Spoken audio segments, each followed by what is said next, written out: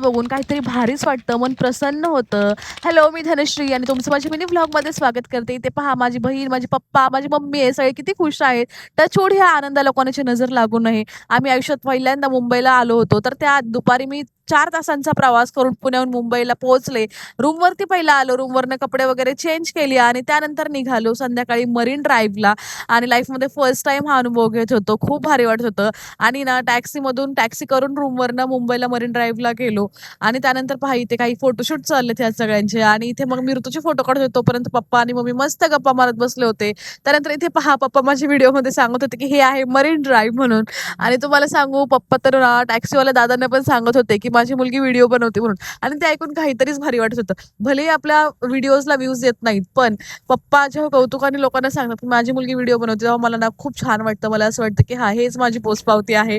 आणि आजचा दिवस खूप छान गेला मरीन ड्राईव्हवरती. आता उद्या ना आम्ही जाणार आहे पूर्ण मुंबईचं टूर करण्यासाठी. तर उद्याचा मिनी व्लॉग पाहिला तर अजिबात विसरू नका. आणि आजचा दिवस खूप छान गेला. खूप खूप खूप भारी वाटलं. Thank Mumbai. Thank so much. आम्हाला खूप छान क्षण दिल्याबद्दल.